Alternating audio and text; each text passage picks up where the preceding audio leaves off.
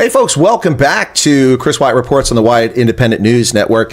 We are talking once again with a friend of the program, someone that we've talked to since the early days of the United Independent Movement, none other than love him, hate him, revile him, hug him, chase him away, kiss him, Neil de Beer, president of the United Independent Movement, member of the Cape Town Council, and I believe an MEC. He's on the Mayoral's Executive Committee for Public Safety, if I'm not mistaken, and one of the few voices out there that consistently calls attention to the horrific crime that takes place in the Cape Flats. Neil de Beer, welcome back to the program. Hoe gaan dit?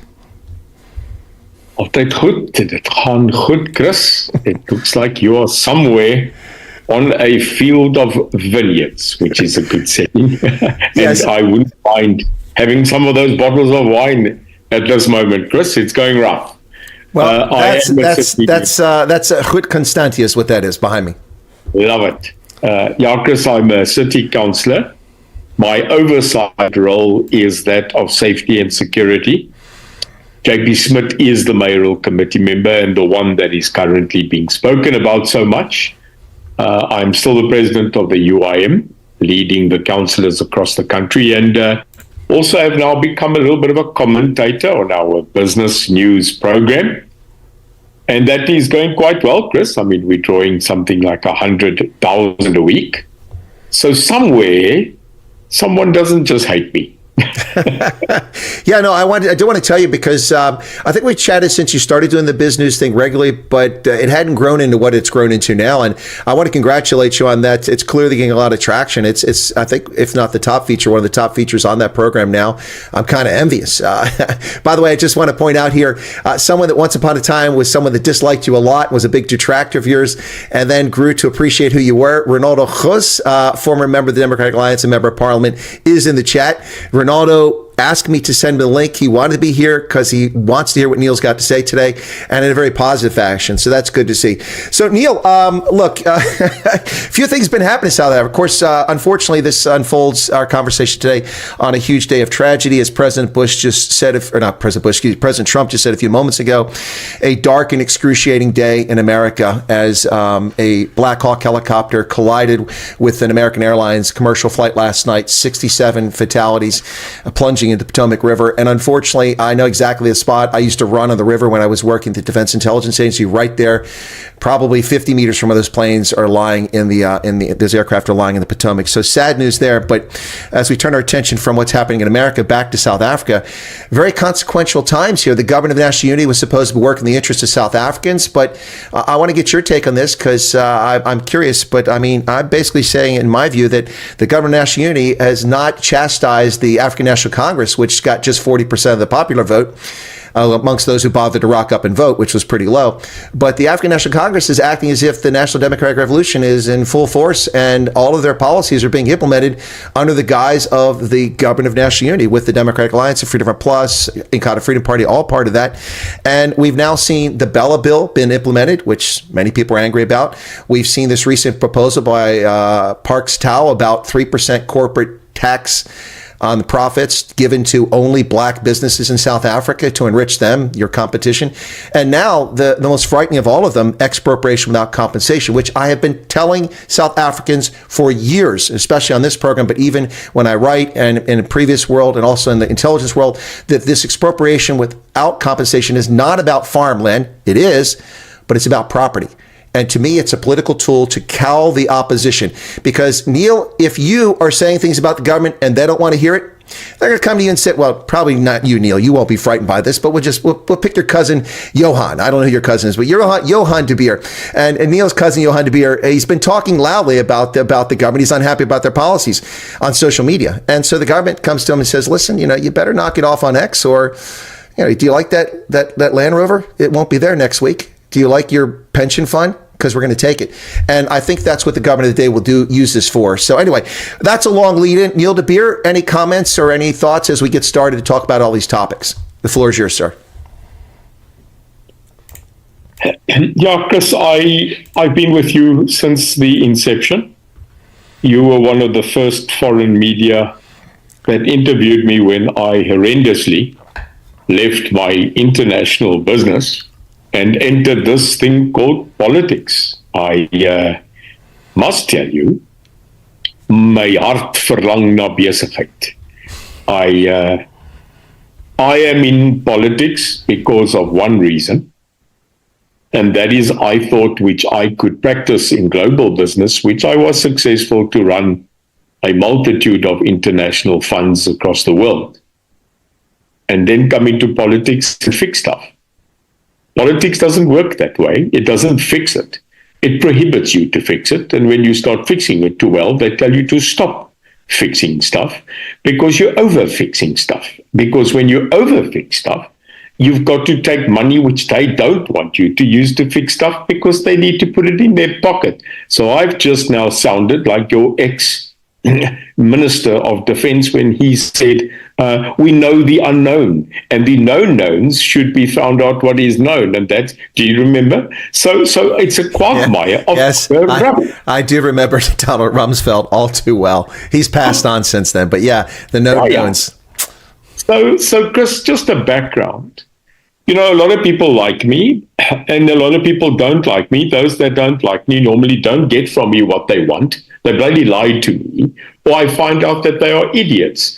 And that is just how simple it is. I don't suffer fools. You know that I'm also at the end of cycles of certain life. You know, personally, I am carrying the big cancer at the moment, Chris. And let me quickly tell you, although I'm giving it hell, do you know what stage 4 lung cancer has given me? It's given me a. It's probably giving you a new outlook on life. Oh yeah, and I should tell you that, Neil, I think you know this, that my mother suffered from stage 4 metastatic lung cancer, and she actually went on one of those newer drugs, Truvada or Keytruda, one of those. I'm not sure which it was, and it extended her life, and the cancer stopped, and it actually began to diminish over time, slowly, imperceptibly, but it was over time measurable. She, unfortunately, when COVID came along, you had to get that intravenously and go to the hospital for it. So they weren't allowed to come to the hospital because of COVID. And then they put her on, pills that she could take. Within 90 days, the cancer spread throughout her body. So I can relate to what you're talking about. But I suspect your point is that it's giving you a different perspective on life and what your time on this planet means. Correct? Yeah, it's given me a no shit attitude. I fear no one. Okay. I'm absolutely not scared. I did want to say no shit attitude, but okay, we'll go with that. No, so I'm here because I have decided that I want to be here. And if it is my last days on this earth, I am vehemently, even now more, going to fight for the right of the people that get bullied, that get told that they have no voice, the people that pick and take people and just rumble them because of their segmented power. I don't like it. And the ANC is becoming that street house bully, and seemingly they have taken a couple of GNU people with them, bullshitted them, totally covered them in blue lights and money, and now they are swallowed and are following the same suit. So when we look at the draconianness of what's happening in the development of our country, and Chris, I come from both sides, as you know. That's one thing I do know, and the older I get, the more I understand the years I served in the apartheid machine and the years I served in the ANC intelligence machine. It's kind of coming now to the head where I'm looking at both and I'm going, wow, you're similar. You're looking at each other in the mirror. And the laws that are now coming out, it is absolutely ridiculous laws that are being presented to curb the economy, stifle the human being, not address the looting, stopping crime, addressing unemployment, killing off the scenario of state coffer dispensation, taking on NHI. Now it's land. And you're right, Chris, for 8 years, I told the people, you are making a mistake. It's not land without compensation. It's property. Go read the law. And what that includes is your gun. It is your intellectual property, your car, your vehicle, your business. They didn't put property in there because they were dumb. So now we have gone through Bella, take our voice and language away. Now land away. Now NHI, our health away. And I predicted, as everybody's now gone mad, number 4, is they are going to enforce black equity even more. So they'll go from 51 BEE to 75. Then I want to create a 100 billion fund to do economic empowerment. What the hell have you then been doing since 94? Sorry, you can just see I'm offloading. I will get a little bit calmer. But that's what we are facing at this moment. And you can see it, Chris. It's quite all right to offload. That's why we've got you here, Neil, to share your opinions. I mean, I share my opinions, but I'm not a South African, so not everybody gives it the credence that it deserves. But it's exactly right what you just talked about there. This is just absolute insanity here, and it dismays me how South Africans don't see what's going on. In the case of the Bella Bill, it's been portrayed in the legacy media and by many politicians in South Africa as a white Afrikaans issue. I do not understand. Now, listen, my mother tongue, of course, is English, although I speak several languages. And it is a colonial language, if you want to use that terminology. I mean, that's a fair terminology, I suppose. It colonized the world very successfully, actually. In South Africa, only 6% of South Africans speak English as a first language. Now, many speak it as a second language. You're a case in point. It's not your first language, it's your second language, or possibly your third. I'm not sure. Maybe that's your third one. But anyway, my point is that it's not your first language, but only 6% of South Africans speak as their first language. And while there's merit and legitimacy to saying that English is a key to success in the modern business world, in aviation, in coding, in science, technology, all that's true. The Dutch go to school learning in Dutch and learn English from a very young age as a second language, and they're proficient in both of them, but they learn in their first language. What astounds me is that Xhosa and Zulu and Venda and Tswana and the Basotho are not up in arms that their children are going to be forced to learn in an alien language when they start the first year or they go to primary school. They should be upset that the ANC has wasted 30 years not developing schools and qualified teachers who speak their language so the kids can learn. Because you already see how a lot of black kids are left behind right now because they go to schools where the English is the medium of instruction. The kids only speak Zulu. They've never spoken a word of English when they go to school.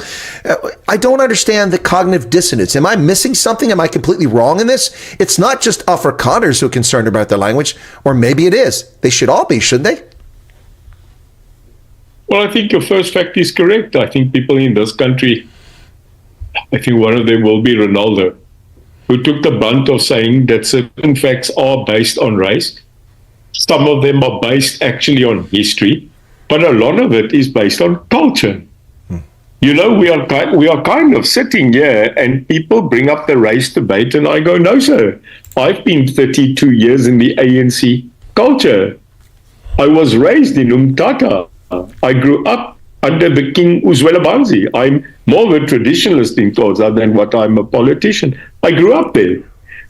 We must start understanding that if Africa wants to mutate, Chris, into a global giant, a very good guy told me one day, if you can teach your children in mother tongue to continue the heritage of culture, that is a bonus. But if you don't teach your children English and maybe in the future Mandarin, then you might not be a person that can communicate to world business. And I went, okay, English I get, Mandarin.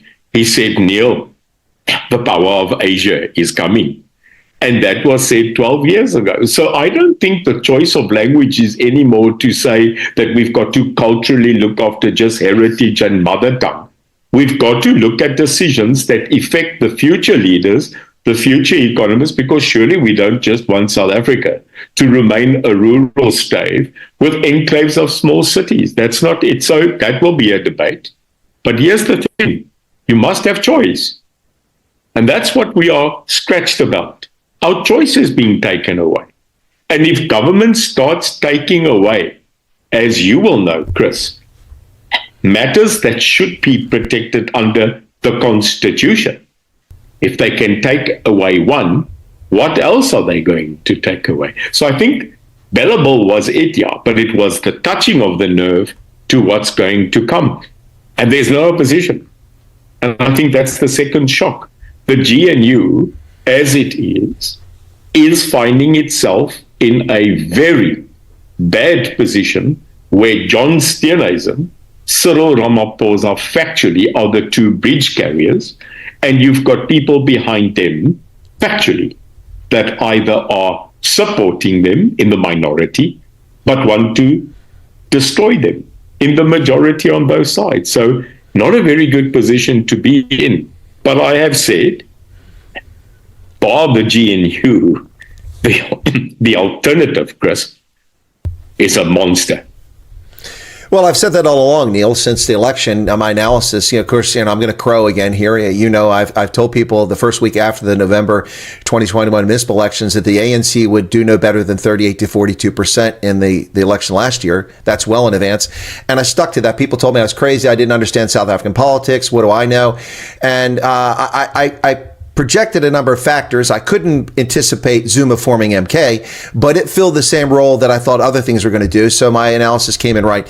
But the point here is that it's very frustrating that people aren't paying attention to what's going on here. I don't know what South Africans have to do to wake up to this reality of what's going on here.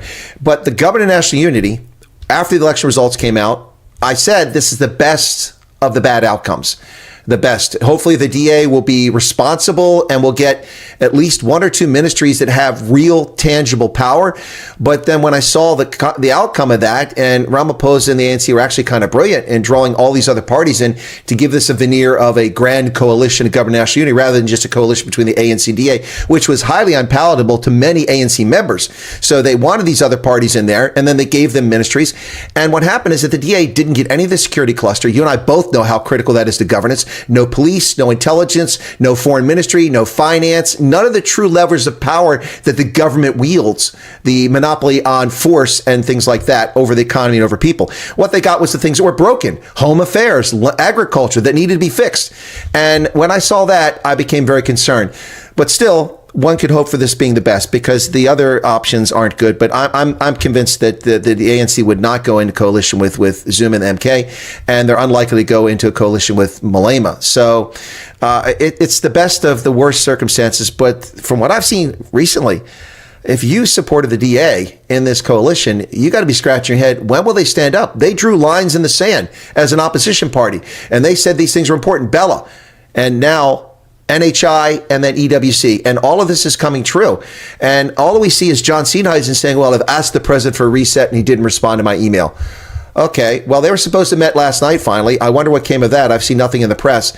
So what I'm saying here is it looks like, and I'm not picking on the DA, but they look like they've been castrated. I mean, that's my thoughts, Neil. Am I off base on this, or is any of this making any sense to you? Chris, I've been through 2 GNUs. Nearly 3. So I was part of the first discussions as a backbench military attaché at CODESA. You will remember CODESA was split into 3 as we sat in that meeting hall. We had the military conclave where we had Joe Modisa, Ronnie Casseros, Chris Hani, Steve Twete. We were that side. In the middle, you had the negotiating team. We called them the bureaucrats, Cyril and his circus. And then we had what we called the politicians. That was Mandela, Sisulu. And we sat like that. So on the other side of the National Party was a gentleman who just passed away, who took quite a bit with him, Dr. Neil Barnard, who was the head of NI. And then you had the military conclave, Rolf Meyer, etc. At that moment, there was then the decision for a GNU, a total different one. But it failed. It didn't last. Finally, the National Party over 2 years withdrew, and they folded into the ANC. That was the first round we had. The second one wasn't a GNU. It was a multi-party charter where it was gearing, as you know, you were in the middle of that. We were gearing up to take government, and that was the DA, the UIM, the Freedom Front, the IFP, etc.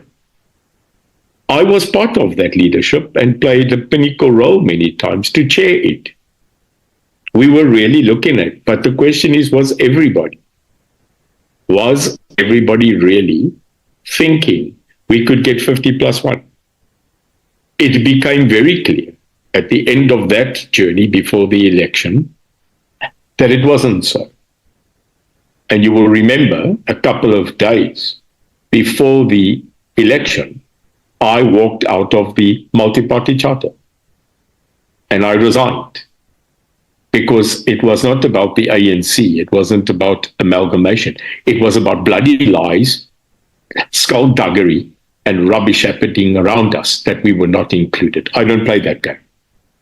And then the third GNU, it happened quite quick, I must tell you. It was like it was planned. And that came, and it's not a government of national unity. I wish they would stop that. And yeah, I might support Jacob Zuma. Stop saying it's a GNU. It's not a GNU.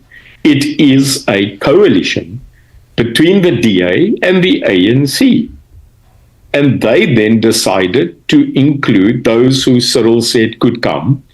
And that's what we've got. So it's not a GNU. And that GNU needs to keep it together. And as John said, and he said it, every time something breaks, we have to take the line of stepping one more back, and forcing them back. And this is not going to stop, because I can tell you, I'm hot in it. It can't stop. And for the sake of this country's economy, for the sake of the world looking upon us, which they're already frowning, especially the new dude in town with you, we better start buckering up and swallowing it and stop trying to be a global power. We are not a global power, and that's why they murdered our soldiers in Congo, because we are putting our noses into places where we don't belong. We don't belong at the International Criminal Court to take on the world and be the peacekeeper. We cannot play peacekeeping role in any country because we've got enough trouble in our own country. Instead of pulling those army people back into my country and get rid of the gangs and all the dark side here, which we are losing. So here we go. It is just an epiphany of problems that we've got. And I'll tell you, Chris, this country needs a miracle. We are abused. And we've got a president in this country who needs to really finish his term. Look, I have gone from absolute admiration to his skills when he was the negotiator to, I must tell you, absolute spite, regret. And I'm starting to get to that point where I can't even listen to him. And that is not me, Chris. I'm an officer and a gentleman. I respect the rank if I don't like you. But now I don't even respect that. And you can see it. Well, it's interesting because if you look at electoral outcomes and prospects, the ANC has consistently lost since they peaked at 69% of the electorate in parliament and representation. And they're at their lowest level ever, with amongst the lowest turnout of voters to begin with. So it's even worse than it looks. And the Democratic Alliance reached its zenith under Helen Zille well over a decade ago. They've been in decline everywhere since then. They could try to dress up their electoral results. Ooh, we brought 3.5 million votes. Well, the last time you brought 4,004,000. So where'd the 500,000 votes go to? Both of these parties, in my view, are acting as if they're the grand poobahs and nothing bad has happened. I see them as tone deaf to the voters and to the public. And I think the perfect example of this, not to beat the DA up, but to be clear about this, in the midst of this story about expropriation without compensation being signed into law, and then the DA saying we weren't even informed, the IFP was never informed, nobody told us, we found out by reading the press. I mean, first off, you might want to keep that to yourself and not admit that that's how unimportant you are in this coalition, and they deal with that privately. That's the first thing. That's just a little tip for politics there, DA. But second, people are hungry to hear what they're going to do. Are they going to leave the GNU? Are they going to demand this meeting? Are they going to follow the Freedom Front Plus in a Section 80 constitutional challenge to go to the Constitutional Court within 30 days, which is the best path to go? If you can get 4 more counselors, let's do that. But no, what do? Hello, we are here to tell you about our 2026 municipal election campaign as the Queen is looking down on high from Buckingham Palace. We have a special program if you are among the best and brightest to join the DA and run as a local councillor for us. Your CV submission date is the 1st of February. We will be the biggest party. What the hell is going on, Neil? People want to hear about EWC and what the DA is doing or not doing, and they're coming out there giving us a press conference. Look, they could do that press conference, but not have the senior leadership of the party, the federal chair, the party leader, Ivan Meyer, all these people. We were expecting something. I mean, this was, to quote Hillary Clinton, this was a nothing burger. This is tone deafness, and the ANC is no different. They think that they're going to claw back votes from MK and from the EFF, which they failed to do for 10 years. They're going to claw those votes back by signing legislation that the public, they think, is too dumb to know what's really going on. Look, it beggars the imagination, Neil. I don't get this. These are two parties that seem to care less about South Africa. In my view, and you've heard me say this phrase before, and especially during my campaign last year, unsuccessful running for the legislature, it's all about craving political power, self-aggrandizement, and self-enrichment. And that's what I see coming from both these parties. The DA may say they mean well, but I'm not seeing it. You can disagree. Here's your chance to respond. Chris, many people don't understand. You do. What is battle strategy? Mm-hmm. It's funny. A guy told me the other day, "You're very OCD and you run meetings." There's a reason for that. It's called efficiency and effectiveness. I said I can't help it. When I go shopping, I attack the shopping center like a military strategy. When I do my washing in my shower, there's a lot to wash. I do a military strategy. I wash zone by zone. So, Chris, take that picture out of your mind. Okay. Please.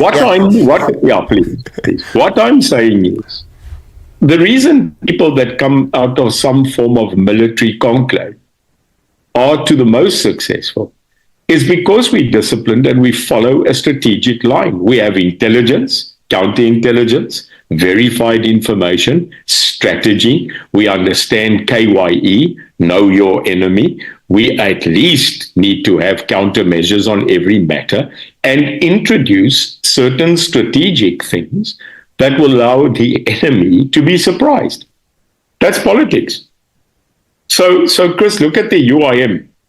I started in a garage with a budget of 40,000 Rand. I went to an election when you met me with 260,000 Rand. I got 3 councillors within 45 days, Joburg, Durban, and Cape Town. I went to a national election with 750,000 Rand, and we got 40,000 votes in our first national election. We needed 6 more. We would have been in there. So it's a little miracle, and we are growing. Chris, in the past 3 months, God knows why, he will tell me, this party has added a further 276,000 interested members. And I'll tell you why. The people feel lied to. They feel betrayed. They stood back. People told them that they were going to do this and that. They got the votes, and then they turned. So simple. So now, realistically, I want you to forget about AfriForum, Solidariteit, my eie ma, Blitzkrieg 2, and the Fourth Reich. Forget about those guys. Let's talk about us that are in local government, provincial and national, because that's the reality. Here we are. So here's the question. What are we busy doing to ensure that the country goes into stabilization? In the military, you and the police, they tell you 3 things, Chris. Intervention, stabilization, normalization. Our country is definitely not stable at the moment. So we've got MK brewing with a thunderous preparing for 2026. This I can tell you. They are nabbing currently. I see Dudizama going in today for incitement of violence. That's a strategy. But here's the strategy. May I talk on the DA? Chris, what is the DA's strategy? So let me point out 5 things and you will go click. 1, what is their battle strategy? In other words, do they have a war room? 2, are they getting enough and sufficient intelligence from the other side to, in effect, what they're doing and prepare themselves for the countermeasure. Number 3, Chris, when the DA went into the GNU, and they are the bulk ministerial carriers, I don't know if you saw what happened. The majority of their leaders within the parliamentary segment, and they're people that were in there, would know, your Leon Schreiber, Seviwe, your Dean McPherson, your John, they moved out of Parliament, actually. They moved out of the DA conclave in Parliament. And suddenly, you have a major gap in leadership, and I'm not criticizing the people, I'm just saying the foremost leaders within the DA left the DA and became cabinet ministers under the president, which makes them not to speak. So who have you left in Parliament, the 42, Chris, to now attack on your right-hand side, MK, and to still, as the DA, do onslaughts on the ANC? It's not happening. In other words, not enough. Yeah, there's no opposition from the DA anymore. That's the point. Yeah. And number 5, who's the wrecking ball? So, you always need, and it's not Helen Zille, she's not in Parliament. Nope. So who in Parliament of the DA is the one that gets up and goes, hey, yo, move. Yep. And then gets told this and can fight and say to the rest of them, you might be speaking to our people in the GNU, but we are not going to stop giving you hell. We are not going to stop making you accountable. And that also, you can clearly see, man, in the eyes of the Freedom Front Plus, the PA, all of them, they have just gone silent. Yep. And that is one of the primary collapses of not the GNU, but the fight to give the GNU outside the ANC the power om hulle te corner. And that's why, Chris, they don't want me in Parliament. Yeah. They can't have me in Parliament because I am not an MK party man. I am an MK military veteran. Yeah. I am a 32-year inside ANC cadre. And now I hate them both. So they can't allow me to come in because they will have hell to pay. And that is just how it works. We don't have people in there that have the balls and the guts, sorry, Chris, to annihilate them. And until that voice doesn't come out, we will still sit every day where the DA is going to sit to try and keep this bridge going, but where the ANC can go ahead and shit, sorry, where they want to, and think that they are still a 60%er. Yeah, and that's how they behave. They act as if they're 60%er, and the DA acts as if it's like watching Oliver Twist. Please, sir, more soup, sir. They just happy to get the scraps from the bowl. You could say a wrecking ball. In the vernacular here, we'd say a pit bull. There's no pit bull out there that's holding the line. So I need to address something in the chat very quickly here, Neil. So, for those who are new to the program watching this, thanks for tuning in. You are listening to a conversation with UIM, United Independent Movement's President Neil de Beer. I'm Colonel Chris White. Here in Pennsylvania, Neil is in Cape Town, I believe, at the moment. That's where you usually find him, the Cape Town metropolitan area. And so thanks for tuning in. Be sure to hit the like button. If you're not a subscriber, please join us. And thank you if you just found the channel, courtesy of recent videos. But I do want to address something. Now, I do speak multiple languages, and I understand others. Ik praat niet Afrikaans nie, maar ik verstaan. And the reason I tell you that ik verstaan is because I'm seeing comments in the chat. Now, let me address this very quickly here.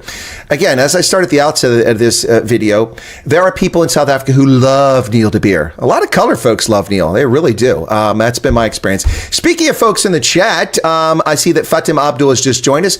She's a UIM counselor up there in Gauteng. Welcome, Fatima. And a former soapy star. One of the people I used to watch when I was learning Afrikaans, watching South African television back in the day. We won't say how long ago that was, Fatima, to protect both of our identities and our ages. But a lot of people hate Neil because he betrayed the National Party and the struggle, or the government when he was a police officer and in the military. And then a lot of ANC people hate him because he betrayed the ANC. Listen, folks, you can love him, you can hate him, you can leave him, whatever. Neil DeBeer, and I'm not saying this because he's on camera, and I've said it off camera, he's newsworthy because people are interested. Look at this. This is the largest live stream I have had in donkey years, even with Neil on here in the past. Now, some of this is because people have been coming and finding the channel recently, and maybe they're trying to see what's going on here. You don't have to like what Neil is saying. You don't even have to respect it. You don't have to be here if you don't like it. I thank you for those who are here. I appreciate being here. But, there's no need to go and chat and say, Neil betrayed us. Yeah, okay, we've heard that story before. Neil's wonderful. You can say that if you want, but it really doesn't help. If you've got a question, I'll do my best to bring it in. There were a couple questions, Neil, I want to get to because Brett did a couple super chats here, and we appreciate the revenue. He asked why the history of land theft is not taught properly in South Africa. Well, Neil can answer, but it's political. That's why. They don't want to tell the truth. Why are the Khoisan and coloreds omitted from this? What's the okay, this you can answer. What's the UIM's stance on property land history? Okay. And then your position, for some reason, he wants to know what you think about the four-tracker monument. I think I know the answer to both of those, but I'll give you a chance. What's the UIM's position on the history of land in South Africa? Because we hear very different things. I've recently criticized Gate McKenzie for his comment about, well, not all white people stole land. I mean, that's just race hustling in my book. I mean, I'm not picking on Gate, but what's the UIM's position on land history and then the four-tracker monument, which is a private facility. It's not owned by the government. Anyway, over to you, Neil. Chris, you have to have quite a serious level of IQ if a person wants to realistically sit around a table and debate history. You either read history because you have to, or you read it because you have a concise passion for the past. I'm one of them. I have got my best marks always in history and my worst in maths. That's why I went to go do agriculture, because I can't count. History and land is history. Every country like the US, Australia, New Zealand, Canada, Africa has a huge history in land. Chris, in the olden days, land was bigger in the sense of debate, may I say, than what it is today. So when we, today in the 20th century, sit and speak about history of land, and now, where are we and what are we going to do with land? 5 facts. The biggest landowner in the Republic of South Africa is the current government of South Africa. They own it. They've owned it since 1994. This is 31 years ago. 31 years. That's point 1. Point 2, the restitution of land and land claims has also been alive since 1995. Point 3, the people that have the original restitutional claims have passed away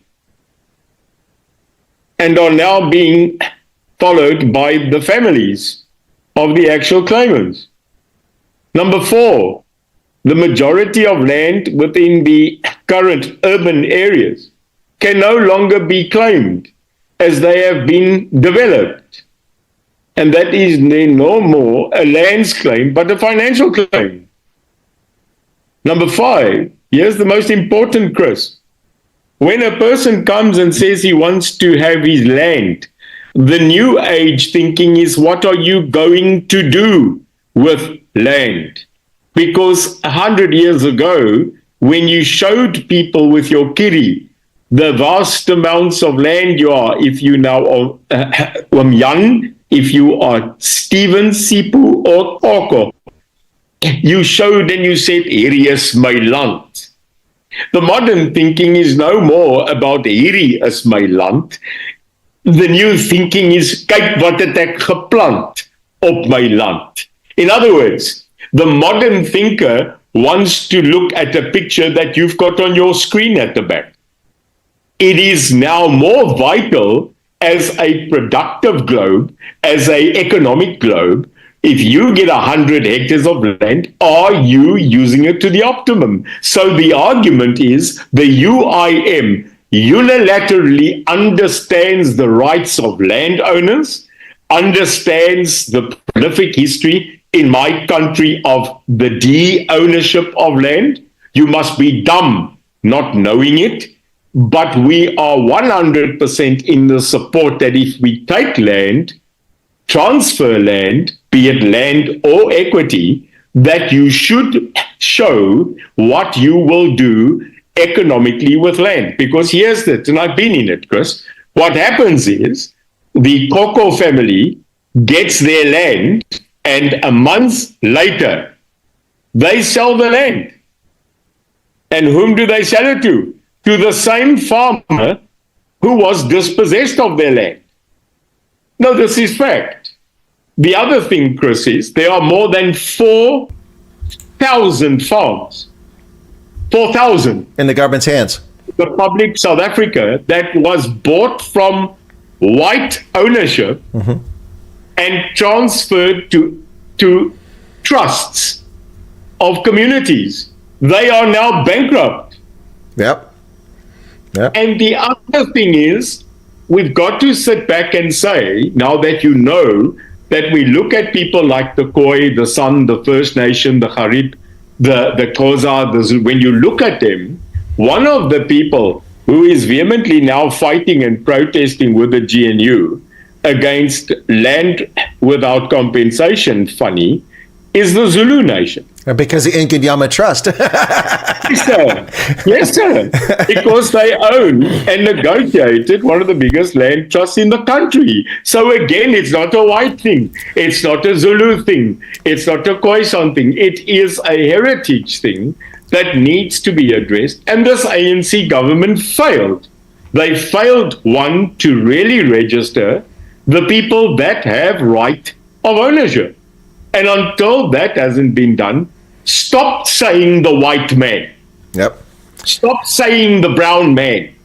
Just say the ANC man. Because we have not been in power for 30 years. Jy praat mos nou nonsense. And that must stop, Chris. 100%. Because the real right owner is this government. Well, you know, it's interesting, Neil. On April 7th of 2018, I published an article back in the day when LinkedIn was relevant, before it became a Microsoft dinosaur. And in my article, talking about land and poverty in South Africa, these are questions I asked nearly 6 years ago. Who wants the land? What do people want the land for? What is its intended purpose? I think you just said that. Where would claimants like to own land? Is it urban? Is it rural? And then I also had, what are the plans are there for agricultural support, extension services, vocational training, and skills training? And is there a partnership plan for fixing this issue together with landowners, farmers, and government, provincial and national? These are questions I asked 6 years ago, and they're just as relevant today as they were then. And there's many other things in this article. But, you know, like, let me just say who wants the land. The rabid, and this is what I wrote, the rabid and emotional narrative in current discourse is caustic and racial. Neither is helpful to the dispossessed, the innocent, or South Africa's reputation. It's unlikely that 43 million black residents of South Africa want to own land or have any use for land. The discussion of black land is disingenuous. There are at least 5 million non-South African blacks living in the country. They have no legitimate claim to the land. It's also racist and treats people based on the color of their skin, ignoring the reality that everyone is of African origin. That's just some of what I wrote in that 6 years ago, and it remains just as accurate today as it was then. And I actually, in that article, I put forth suggestions on what could be done and how we could solve the issue, and also addressed this whole point about the 1995 to 99 window in which 75,000 plus land claims were filed, and over 74,000 were resolved over 20 years ago, most with financial compensation. And we can argue whether it was fair compensation. That's a legitimate discussion. But the point is that they accepted it. And that was a very generous program. You didn't have to be the person who was dispossessed. Your parents, your grandparents could have been from 1910 forward. As long as you could prove that, and if they weren't around anymore, you could get some compensation or get land from it. So the whole thing about land is so disingenuous, so dishonest, and it's just tied up in the phrase I use all the time, race hustling. People constantly using race. Look, Neil, I don't think it's fair. You and I were cheated. We got robbed on skin pigmentation, and as a consequence, ultraviolet radiation is quite cruel to us when we walk outside. So I don't think that we should be punished because of the color of our skin. I say that a little bit tongue in cheek, but it's ridiculous. We need to address this as an issue in a way that benefits South Africa and existing property owners. When you abrogate private property rights, you destroy a country. Peru came back from the brink of extinction as a country because they respected property rights and transferred title deed on land that peasants were living on to them. If the South African government today would transfer the RDP houses and the plot that they're on to the current residents who occupy those houses, billions of dollars in dead capital will become available instantaneously. But the government won't do that because they want those people dependent on the government and beholden to the government. Do you agree or disagree? Mandela. Madiba. What about him? You see, they say here the white Afrikaner verkrampte that they don't like me. They hate me. Those men saved their lives. I will tell you that clear. Those men saved their lives. I sat there when this man had a revolution in the ANC because they told him you are too kind to the whites. The white people in this country that still fight me, you're a racist. You can't not be a racist if you hate me, and if you say that I sold you out, you're a racist. And then you are not my family, you are not part of me. Go to hell. You are a dying breed in this country, and you're not even a million. So I don't recognize them. They are people that in this country have now decided, I have seen the emails in the past 3 weeks, that I am not that bad. People that have asked to be unblocked because now suddenly I am the voice of the minorities in this country. I am the only voice. And when I say I'm talking the UIM. The UIM did not go to the GNU. The UIM warned them. The UIM stood 18,000 kilometers, Chris, on every salt box, out box, in-house, outhouse. And we told them that Africa is coming to this country. And they said, what is that? I said, when you go to Africa, my friend, and you've been to Accra, Ghana, Lusaka, Nairobi, and you've been to Maputo, and you've traveled Harare, Africa, then go look at what happens. Do you know how much power, Chris, it must take for a piece of grass to break through a sidewalk of concrete? When you walk in a city and you see cracks in concrete and you see plants coming through it, wow, Chris, what lack of maintenance, because it took some time. And a good friend told me, the day that you see plants cracking concrete is the day that modernization, evolution has ceased to exist. Well, Joburg, Pretoria, East London, Durban, the only one I'll tell you that's left is Cape Town, packed. But we're losing the battle here because we're being swamped. So, Chris, die vertragtes that are still sitting there, that have decided that they will continue praying for a racial segregation, good luck. But I am not. I am a South African. I have to look after black South Africans, colored South Africans, white South Africans, and Indian South Africans. I have constantly fought for that. I won't change. The fact that we've got a grouping that said they would and failed is a fact. So what do we do? Well, the only hope we've got, Chris, is to stay, ask Fatima. We are not a political party that's radical, Chris. Mm-hmm. If you want to know what is the UIM, it is a moderate and, yes, conservative party, not moderate liberal. What meaning conservative? No, not Kapia and Hitler and Rechts. No. We believe in conservative values, Chris. Respect, dignity, manners maketh man. And if we can't bring that back to society, well, you've been rumped with it now with Trump. That's his philosophy. Trump is taking no prisoners, Neil. As mad as what people want to be. We love to be people with manners, Chris. Trump is taking no prisoners. Is very different than his first time around. So very quickly, back to what you're talking about. There's I think it's a Twitter account that shows the decline, destruction of Joburg. And it's not like, when you go to Harare and you show photographs of 1965 and 1970, what Harare looked like with the jacarandas and the clean streets and no rubbish and functioning cars and lights. It's not that. It's Johannesburg in 2018, 2015, and in 2025. The complete collapse. I mean, streets and sidewalks and bricks stolen and just completely falling apart.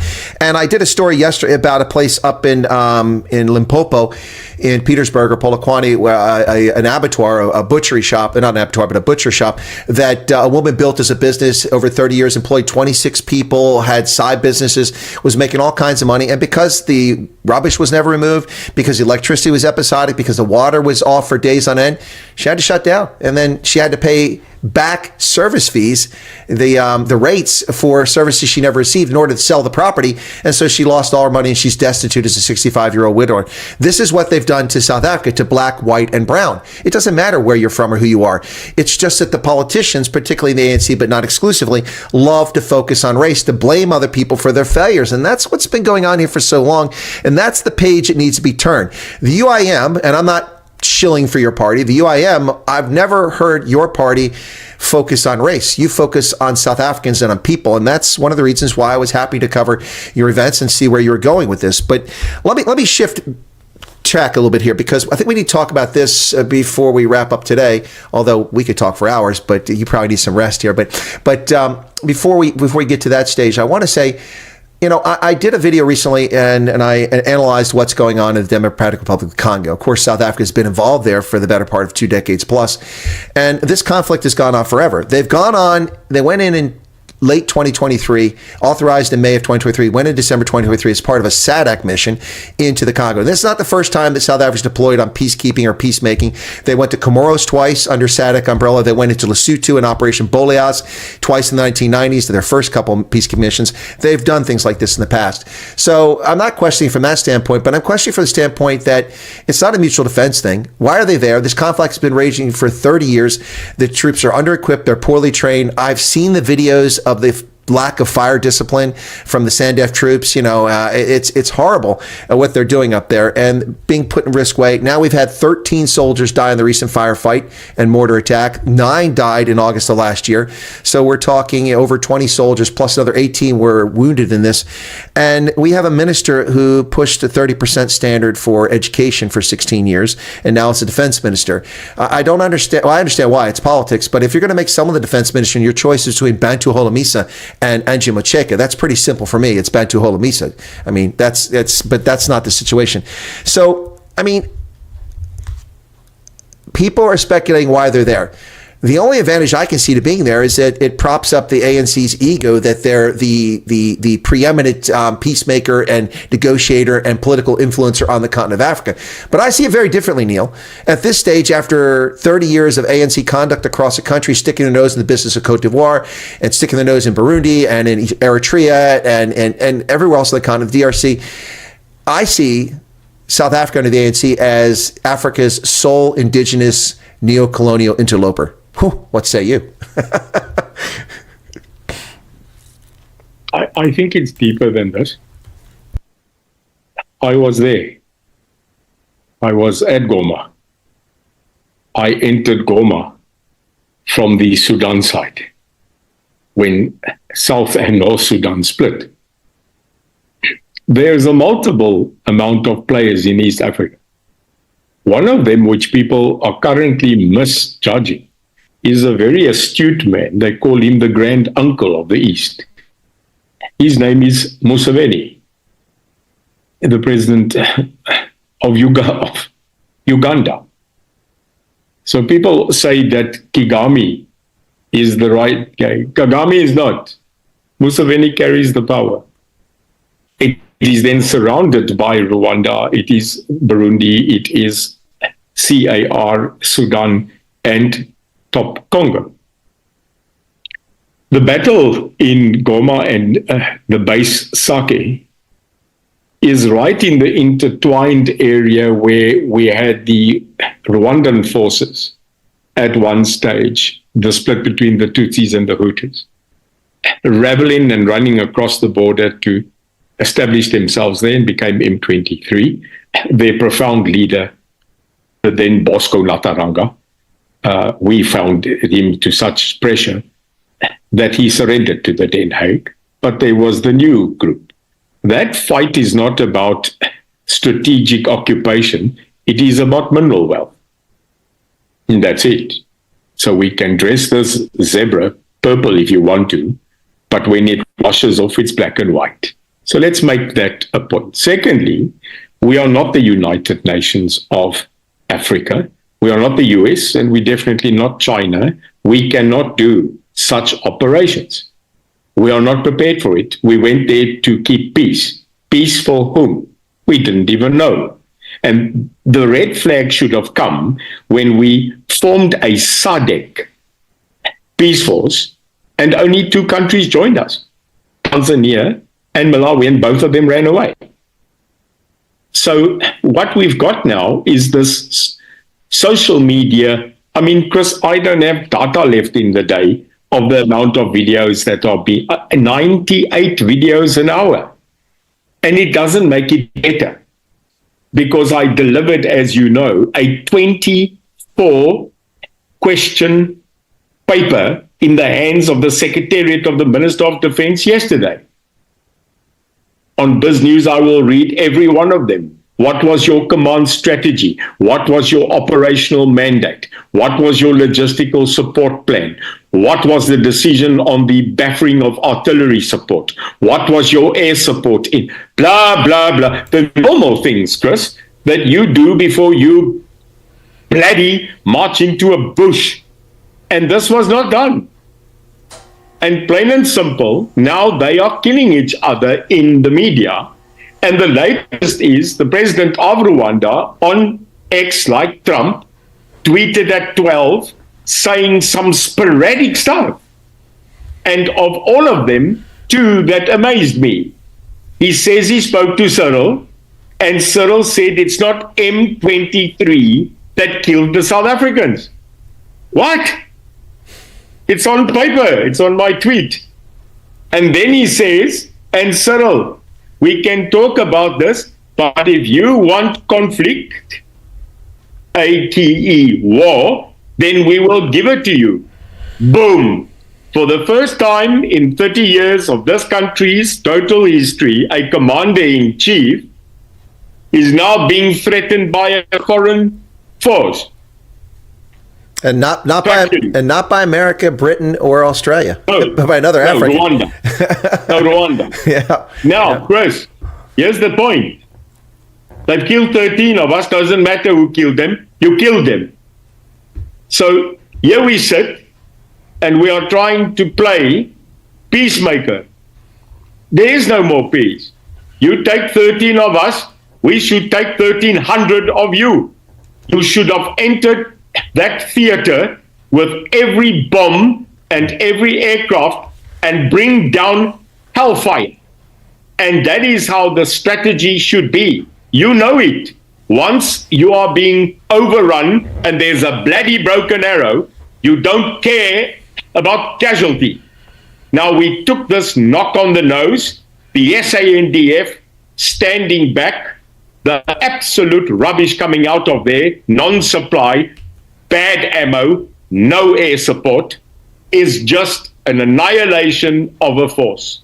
So, my opinion, either bolster and wipe them out, or withdraw and come back home.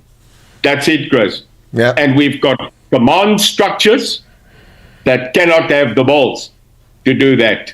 He wants to talk. The time for talk is over. You threatened us, and we will need to muster. And lastly, Chris, let me tell you something.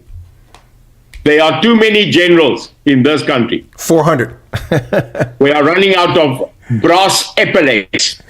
So many are there.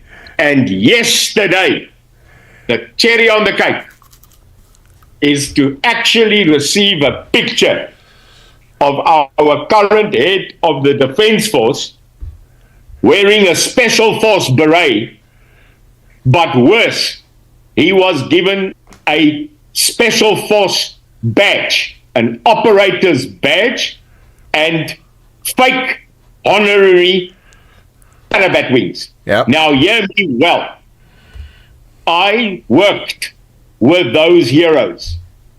I worked with the operators of this country. There is no more heralded officer or fighting soldier in this country than a special force operator. I know them, and I know they are men of honor. Can you bloody imagine that a man is standing there as head of the military and he's got 2 honorary badges that they died and absolutely blood sweated? This is a disgrace. So I said the only way to remedy that is to invite that general with the operator's badge and wings to a one jump and to take him up because he has wings, and then to push him out and tell him to do the roll when he hits and bends his knees in the right direction. It's a travesty of circus. It is ridiculous. That was now the cherry on the cake of this clown. Yeah. So it's like, sorry, Chris, a man comes on your show, he's the head of a battalion, and he's wearing Navy SEAL badges. And someone says, where did you do it? And when did you do buds? And when did you cycle? And the guy says, no, I became the commanding officer of the SEAL teams, and they gave me a badge. Would you accept that? No, it's stolen valor. I think he watched a few. Stolen valor. He went a few too many nightclubs, and he saw that logo. It says Red Bull gives you wings, apparently. So he thought he could practice a parachute landing for him. Sorry. What else is fake? Yeah, exactly. If he fakes that, what else about him is fake? Probably all his qualifications. Probably everything about the guy's fake. So let me address something very quickly here, unrelated to it. Then let me come back to the military. No, it's okay. Let me come back to the military. So there's a gentleman here, or a lady, I don't know, Scrooby Noob, says, Colonel Wyatt, why was a U.S. military chopper near a commercial airliner landing path with his transponder off Whiskey Tango Hotel? What the hell? Okay, first off, you need to understand that a lot of speculation and rumors being spread and misreported information from last night. First off, we were told there were 4 survivors, which is implausible given the fireball of a mid-air collision between those 2 aircraft. Anyway, so there were no survivors. So that was the first thing to die in combat is truth. The first thing to die in an aviation accident is the truth. Give it time for the investigation. I will tell you that you're mistaken, that it was falsely misreported that the transponder wasn't on. In fact, it was on. Otherwise, we would not have been able to identify it on things like FlightAware and tracking services. So it was on. Second, it wasn't flying in a commercial airliner landing path. It was flying in an authorized air zone for that aircraft. Those helicopters fly that path all the time down along the Potomac. They go inside the barrier island, come by Fort McNair, and down by Bowling Airfield. The question has nothing to do with the flight path. Both the commercial airliner and the military aircraft were in authorized flight paths. I know this. I have a pilot who follows my show, who flies those flight paths. I was based at Bowling Air Force Base. I've flown in commercial aircraft and military aircraft in those flight paths. Those are authorized. The question is, what happened with the altitude? What was going on? Were there night vision devices involved because it was a night annual training requirement? There was a grievous error here. We don't know if it's ATC communication. I'm not going to get into that right now. Go watch my previous broadcast. You'll hear more about that, and I'll talk more about that in the coming days we learn. But this should not have happened. Visibility was almost endless last night. There was virtually no wind, no issues here. The tower communications are working. The pilots were alive. They had thousands of hours of time in the air. They were experienced. This should not happen. This is the hubris of humanity. We take things for granted at times and make mistakes. Okay, let me get back to, I just want to address it. Let me get back to the military. So, for years, people like Helmut Heitman and myself and other analysts, Peter Fabricius, I think, has also weighed in on this, have talked about the decline of South Africa's military. And you can see it in the overstretching of the force, sending them to Burundi, sending them to Eritrea, to the Congo, deployments on the border. At one time, it used to be 7 infantry companies were actively patrolling the border between Zimbabwe and Mozambique. And for years, I don't know if they can even maintain that anymore. Bite Bridge always had a military infantry company around there. So, the military's been overtaxed. They've been underfunded. This past year in the budget, South Africa set aside 0.74% of its GDP for its military, a force of 60,000 troops and plus pensioners they got to pay for. That is ridiculous. You can't even maintain a professional force that you inherited that's functional with such an abysmal level. Look at the German military. They're struggling mightily because they get about 0.9% of their GDP. If you have a healthy force that's functioning, it's trained, it's equipped, and you have good leadership that's steady state, and you take over that force, you must spend 2.5 to 2.8% minimum of your GDP to maintain a force the size that South Africa has. And that has not been the case for over 20 years. It's a miracle that soldiers even know what a uniform looks like. And I saw the fire discipline in Goma. It's clear that those soldiers lack training. I don't care how often we try to dress this up and go, well, look, we had a naval exercise with the Chinese and Russians. It ain't happening. There's only one qualified Gripen fighter. There's only 2 Gripens that are even operational to my knowledge. None of the ships ever make it out. Occasionally I saw one at Durban go out about 3 kilometers and turn around and come back just so they get sea pay. And then none of the Type 209 submarines go to sea. The Army hasn't got a prime mover in decades.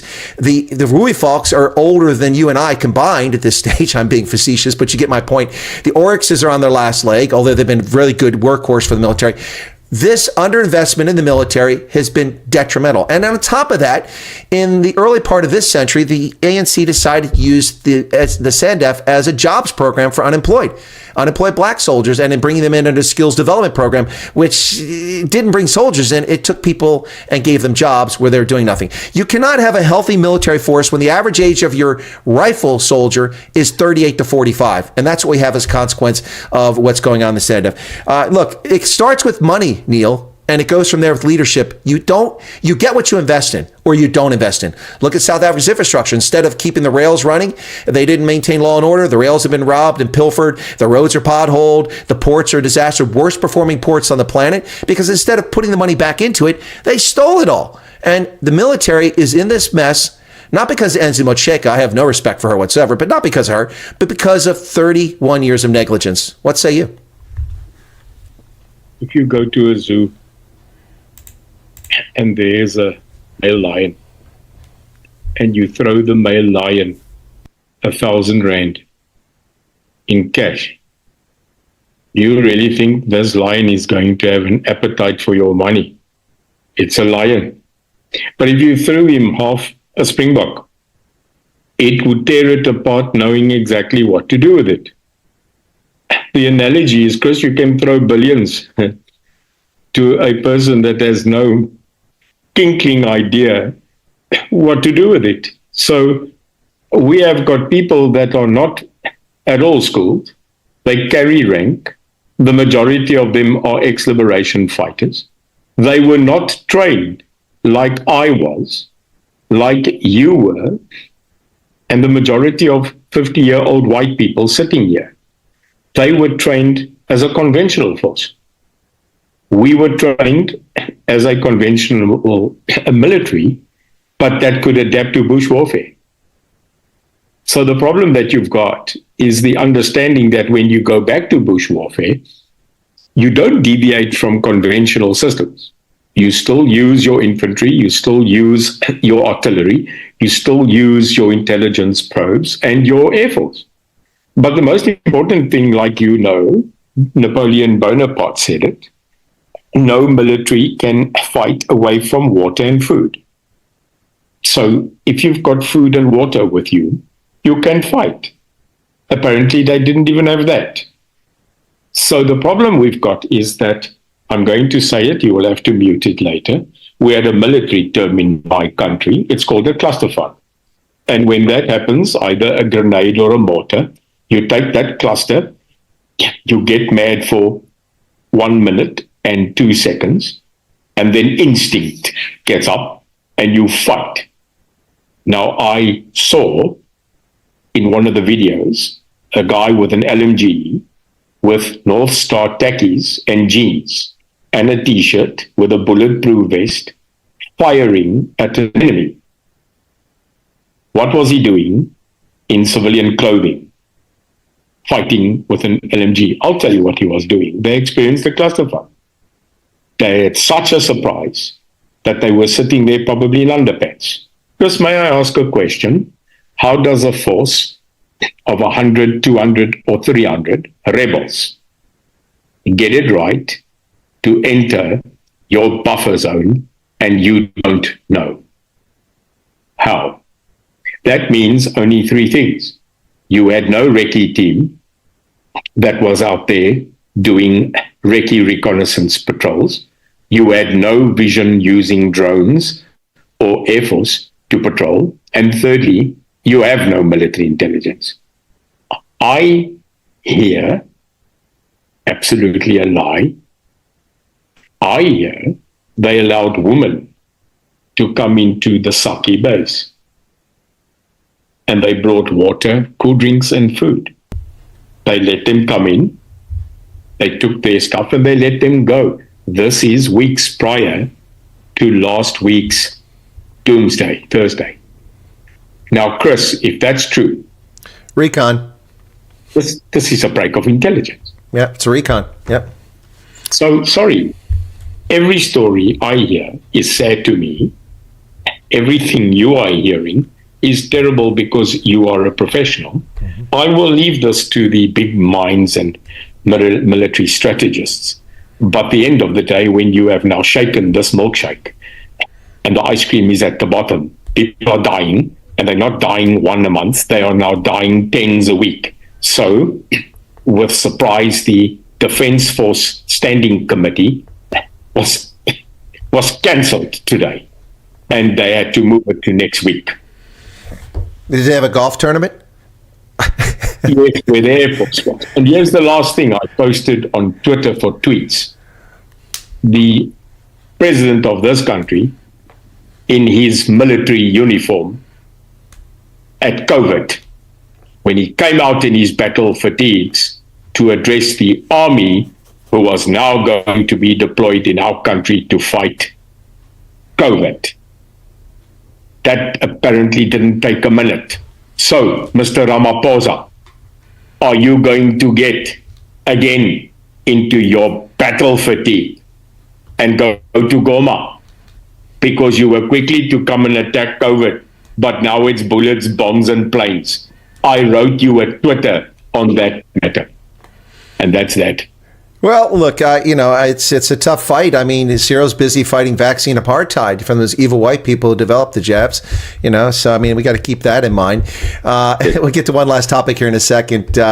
There's a point over here about why are no journalists reporting this? I'll tell you why. Have you been to the GRC? Neil's been there. It's a crap hole. It's not a pleasant place to be. It's not a safe place to be. And not many people want to be in combat zones. And there's no reward for it because most journalists today aren't real journalists. They don't go in the field. I go when I can and where I can. I mean, I've been on the ground, like for South Africa's elections and reporting in places, but I'm not a war correspondent because I don't work for a media outlet. I work for myself. But it's not being reported because nobody cares. I've been talking about the South African National Defense Force and its decline for ages. But nobody cares. I mean, I get like 30 people show up for a live stream or 400 will watch the video and analyze. And then years later, when something bad happens, suddenly we care. Here's the most tragic and disgraceful thing and why members of the South African government should be sacked and general officers should be sacked in the military. There was no adequate medevac to get people wounded to a level 1 trauma center. The golden hour is the most important period of time after a soldier's been wounded to get them out of a combat zone, triage them and get them to a trauma center or a field hospital so their life can be saved. It's called the golden hour. Sometimes for some people it's 5 minutes, but it's usually within an hour. If you get a soldier wounded in combat, no matter how grievous the injury, unless their head is blown apart or something like that, or they got a sucking chest wound, they will likely survive if you get them to that care center within 1 hour. That's impossible. These guys were laying around not being treated for hours. It's horrific. And this is unconscionable. You don't put soldiers in harm's way like that unless you're an unorganized militia or a bunch of guerrillas or rebels. You just simply don't do that. And South Africa lacks the resources. No medevac helicopters. They had no deal with the United Nations to provide that. The list of cock-ups here is unbelievable. All right, so Neil, I know people want solutions. I'm not giving you a chance here, so I'm going to give a quick solution. You want solutions, South Africa? Then get on the phone, get on the email, go stand at the political parties that are part of the Government National Unity, particularly the Democratic Alliance, the Freedom Front Plus, the Patriotic Alliance, and then outside their Action SA, and tell them to get off their ass and get 132 members of Parliament to sign a letter to go to the Constitutional Court before the 30-day period runs out to end expropriation of the compensation. You draw that line in the sand, you get the Constitutional Court to step up or shut up and prove it's a legitimate court or it's just a bought and paid for organization. I don't think that's the case yet. And then expropriation of that compensation is declared unconstitutional. You've drawn the line in the sand. The ANC will be chastised, hopefully, and maybe you can return us to normalcy. That's step one. Just a second. But I want to shift. Well, let me finish that. So that's your responsibility. You, 63 million South Africans and 7 million illegal aliens, have agency. Well, they don't. The 7 million, they need to go somewhere else. But you have agency. And if you don't engage with your politicians, if you just simply whinge and moan and whine about it, then it doesn't change, because clearly there's no incentive for them to change. They're going along this path of destruction, regardless of what you think. So engage, use your agency. That's number one. Number two, you've got to participate. You've got to get involved here.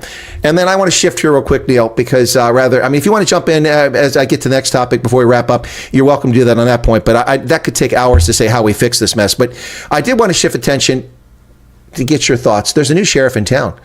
And he's taking no prisoners. And, if I just did a video, which is doing incredibly well, thank you for all the people watching it right now. But in the video, I made the point that, the new acronym now is fuck around, find out. And there's a good reason for fuck around, find out, because you fuck with the bull, you get the horns, as we say in American vernacular. And Donald Trump isn't playing games. We loaded criminal alien invaders onto military aircraft, C-17, and those aircraft, before they left the ground in the United States, had a flight plan, and they had overflight clearance and country landing clearances, which were all coordinated through every country they flew over en route to Colombia, and had approval from the Colombian authorities before they even left the United States. They wouldn't have gotten the air without that. They flew down there, and the public doesn't know this, and en route, the Colombian president thought he'd be clever. Haha, no, you can't come here. No, we're not taking these people. You're very insulting to... That sounds like a Chinese accent, not a Latin American one. Anyway, the point is that I'm very bad with accents. The point is that Gustavo Petro said, no, you can't land here. It was all for attention. Well, Donald Trump was on the golf course with Shabir Sheikh, I think that's where he's at. But he was on the golf course, and he got the word, and he sent a message out right then and there. 25% tariffs. Suspend all visas for diplomats from Colombia, block all incoming visa holders. Wow. And within an hour, Colombia backed down. The point I'm making here is that the South African government is doing things contrary to the national security interests of the United States, whether it's Russia or Israel, take your pick, the list goes on. And it's also doing things contrary to interests of South Africans, which we have an interest in. We extend Africa growth opportunity, duty-free access to our market, if you have good governance you agree to abide by. And amongst that is respect for property rights. Expropriation without compensation as a law invalidates participation. And if somebody gets the ear of Donald Trump for 5 minutes, South Africa's in a world of hurt. If you think that Donald Trump is messing around this time around, you are going to learn the hard way. So what do you think? New sheriff in town, good news, bad news for South Africa, good news, bad news for South Africans. Neil, you have the floor, my friend. I'm a Trump man, so sorry, I'm a bit biased. I don't like all the things he does, but there's a quarter of that man that I will always support. He's not a person that tells you what he does. He does what he tells you. So when he tells you, I'm going to do this, you must be damn sure he's going to do it. He annihilated Biden's 4-year presidency in 4 hours. He wrote 73 executive orders and then he went to bed. This is not a person that you mess around with. Now, you can like him or don't like him. Like you don't like me, you've never met me. So you're just talking cuck. When you meet me, I think you'd like me. But I've got this persona that I've got to be strong out there for the people that do stand behind me. And there are thousands. We need a Trump here. We need a Trump. We don't need a Trump. We need a South African that is non-racist, economically inclined, makes decisive decisions, has the balls, and is not at all fearing anybody, but would do everything to make America great. And what we need is someone in South Africa to make South Africa great again. The problem is we can't while we have this political dispensation. You don't vote for a man like you do. We vote for a party. They then vote for the president. So until we don't have constitutional reform, which the UIM has been screaming for the past 5 years, if we don't have direct elective decision of who leadership are, And if we don't have the right to fire who we need to, then this country, I am sorry to say, is on a path of destruction. How do you go pussyfoot with Russia, BRICS, and China, and basically, like Cyril did a couple of months ago, on a stage insult Donald Trump? That was his Mugabe moment. Well, you are now going to find out the power that that country wields in the world. And this is the thing that is nonsensical to me, is, again, what kind of leadership do we have? The hope is that, and I'll say it again, that John and the DA, whoever they are, because they are there, will get hurtful to the point. But here's the fact, the DA cannot leave the GNU. It can't, Chris. Like it or not, I am not big enough. I'm not even a bloody 1%er. The reality is when Helen Zille says, and you can now rip your head out, when she says there are only two parties that can do this, it is the ANC and the DA. She's not lying. It's fact. This is fact. But the third one is coming, because we forget that the third largest party now in this government is MK. So that might change. And the only way it will change is two ways. December 2027 is when the first shots will be fired. Is when we might find ourselves that Paul Mashatile or Mr. Lesufi, or heaven forbid, Mr. Fraki Fikile Dumfira becomes president. Yeah. Or the worst is that Paul Mashatile becomes president and Lesufi vice president. Because the man that does, CR is gone and MK is in and GNU over. This is what we are facing. 2026 is DA conference. Fact. Now people are screaming for the head of John Steenhuisen. You are mad. You are mad. He's in the negotiation. That's like taking out Roosevelt and removing Churchill and telling Stalin is not. Those people were there. They weren't nice, but they were the team. So we can't pull out and fire, destroy, whack. This has got to settle like a good jelly, like it or not, Roy of Groen. And I don't like it always. You know I don't, but you can see in my demeanor, my IQ is killing my EQ. I have to have a brain and a calm brain because I have a voice in this country, believe it or not. Sometimes I underestimate it, apparently. So I fight in the city. I fight for law enforcement. We are going through a rough time in Cape Town. We are having sporadic political attacks, and it is happening for 2026 because it's heating up. But I'm not worried about tomorrow. I want to have everything intact. And yeah, I told you that I am frustrated that I'm not in Parliament. I am frustrated that I didn't get in because I needed to get into the meat and potatoes. I'm but a commentator outside. Like, for example, these attacks that I want to launch on this Ministry of Defense, I had to write an outside letter and hand it in. If I was in Parliament, I would rip them to shreds. And I don't know, Chris, that's probably the destiny, but it's frustrating to me. But we fight on. A luta continua.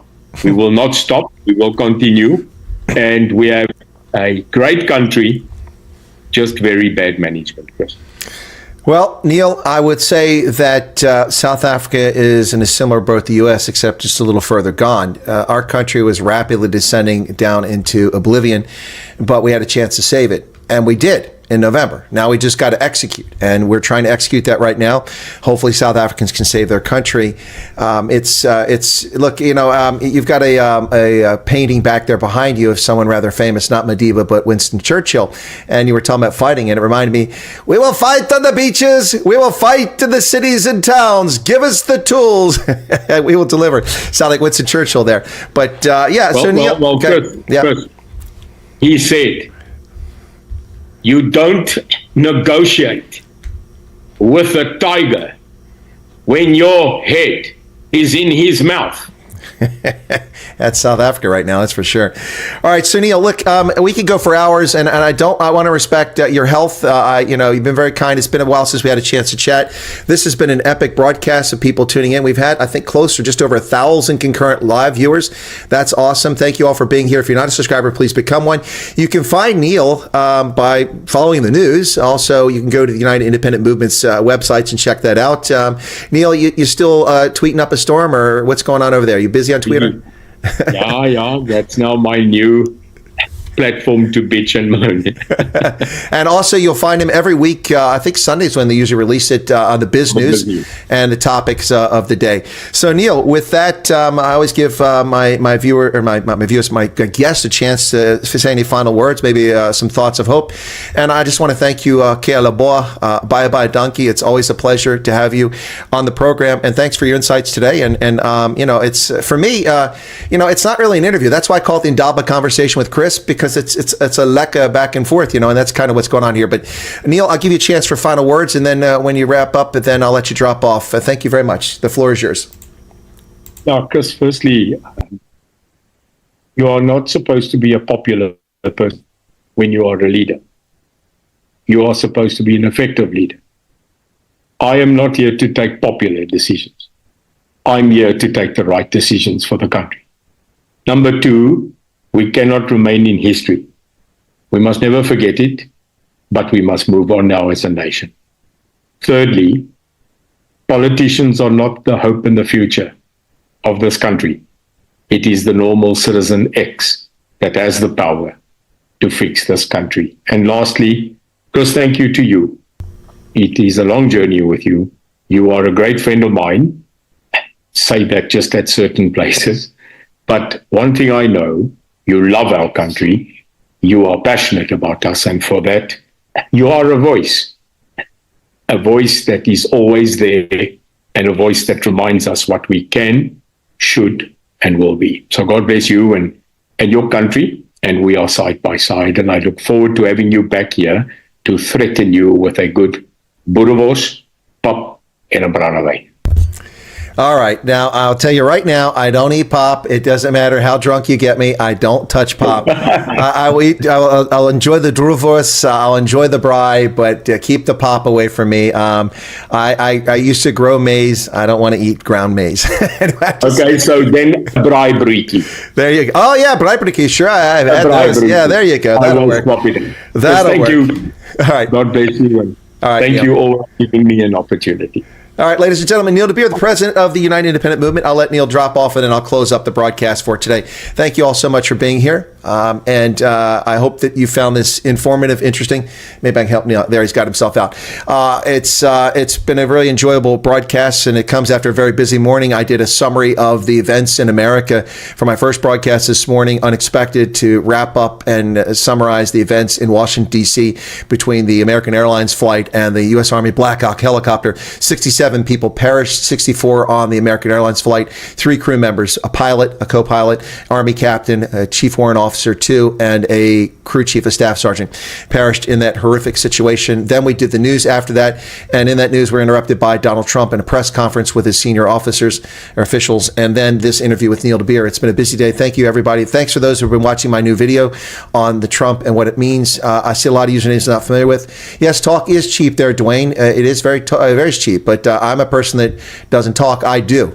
Neil is trying to do, and you can take a look at his party. You can ignore his party. You can gravitate to it, whatever. But you have agency, and that's part of the problem. Too many people think that government is supposed to do something for them. No, government is supposed to be responsive to your wants and needs. That's why they exist. We form governments as a polity to meet our mutual needs, mutual defense and prosperity, not to feed us, to clothe us, to take care of us. That's not the role of government. And South Africans need to wake up to that reality. You have agency. Americans are waking up to that reality, and that's what's happening. All right, ladies and gentlemen, that's going to wrap it up for this broadcast. Once again, be sure to hit the like button if you haven't done it already. Boy, I got to tell you, I'm almost almost reticent to end a broadcast with 700 people on it, but I do appreciate being here, and I don't want to waste your time. I know your data and your time is valuable. I hope you've enjoyed this. Be sure to leave a comment behind if you'd like on the video afterwards. Post it, and you can also give us a like if you don't mind. And thanks for the few super chats that came in, but really thanks for all the people who are here. I really enjoyed it. We'll get Neil back on as soon as possible, but given his health and his work schedule, it isn't always possible. In the near future, I'm expecting to have David Ansarin from the Free Market Foundation. Also, Kanthan Pillay will be back on the program sometime soon, and a few other guests who I will hold in reserve for now, and we'll talk about events in South Africa. And with that, folks, that's going to do it. God bless. Have a good day. Don't take any wooden nickels, as Big Daddy Liberty, Sile Nkobisa, and the Citizen Concern like to tell you, never trust a commie. And I agree with you. Never trust a commie. Be safe out there, and take care of yourselves. It's going to be okay. It's going to be okay. You just got to get involved and do your share. But don't sweat it. We're going to take care of things. God bless.